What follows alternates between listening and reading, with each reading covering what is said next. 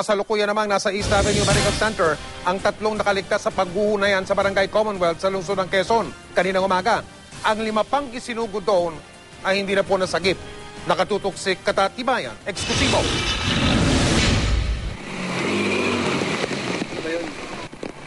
Mag-aalas 2 ng hapon nang isugod ng rescue team ang 2 batang ito sa East Avenue Medical Center, Quezon City.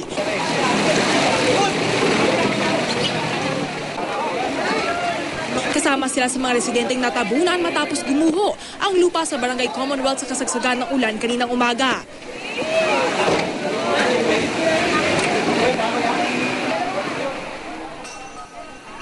Pero sa kasamang palad, hindi na sila naisalba. Sa 8 biktima na pagguho na sinugod sa East Avenue Medical Center, 5 ang dineklarang dead on arrival. 3 naman ang mga sugatan. Kabilang sa dead on arrival, ang mga bata 3 at 7 taong gulang.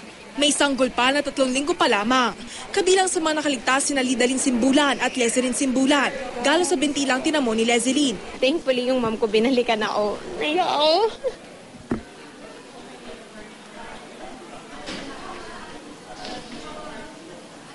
So yun po, yung time na umaano na yung wall, syempre maririnig mo naman po yun. Mararamdaman mo naman po yung impact ng bato sa katawan mo.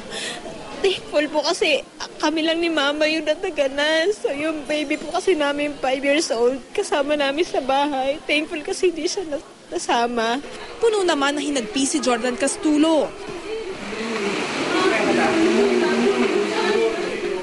Kabilang kasi sa namatay ang 2 niyang anak habang asawa naman niya at isa pang anak, hindi pa rin natatagpuan. Sakali man daw na sinawing palad din ang nawawala pang mahal sa buhay, umaasa na lang siyang makita ang labi nito. Nang malaman niyang may dinalang 2 bangkay sa Tahuna Funeral sa Commonwealth, nabuhayan siya na loob. Sinamahan namin si Jonathan at ang kanyang mga kaanak sa funeraria. Pero nabigo kami. Wala ang asawa ni Jonathan na si Jessica doon, maging ang isa pa niyang anak. Umaasa siya tumihingi ng tulong. Sana kahit ang mga labi ng kanyang asawa at anak, huwag sanang ipagkait sa kanya ng nangyaring trahedya. Katatibayan, nakatutok 24 oras.